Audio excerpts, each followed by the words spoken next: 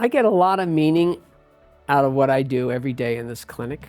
I really enjoy evaluating patients, trying to understand their story, and trying to help them, once I do understand their story, come up with some cogent diagnoses, some clear understanding in a medical sense of what's happened to them. We take pride in trying to really break down what's happened to a patient and examining them carefully and ultimately reaching good diagnoses. Once we have good diagnoses, we can then come up with good treatments. And that's really one of the most important things I do in my job. We try to really use our clinical skills to listen to the patient, understand their story, do a physical exam, and then do imaging studies or more advanced diagnostic injections, many of which we do here, to reach an accurate diagnosis. Once we get the diagnosis, then there's sort of a graded level of treatments we provide. I should preface all of this as saying that if the patient can get better without us, that's the best outcome. I like to say in my clinic, low tech is better than high tech, no tech is better than low tech.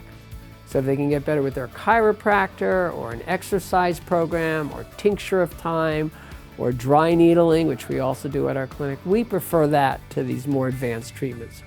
But if they're not getting better, then we have these more advanced treatments to help patients reach a new plateau or even a cure for their injuries. Our treatments have really evolved over the years, especially in the last, I'd say, 2 to 3 years. I've done injections for a long time in my clinic, spinal injections such as epidural injections and that sort of thing for people who have had injuries. What's been really exciting the last few years is we're using many more biologic treatments, treatments involving taking a patient's blood, spinning it down and concentrating their platelets, so-called PRP, platelet-rich plasma. And that's been exciting because it's allowing patients to use their own body fluids or their own body substances to help with the healing process. And the exciting thing is they get better often.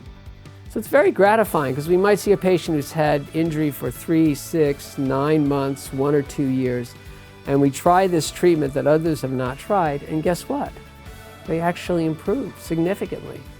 There are other diagnoses that are not commonly recognized. For example, thoracic outlet syndrome. Very common after, for example, a motor vehicle crash. Patients get heaviness and pain and tingling and weakness in the arm. And again, they often go undiagnosed until they come to a clinic such as ours. And so again, it's very gratifying to treat these patients and to give them answers for conditions that have been at times debilitating or at least bothering them for a long time.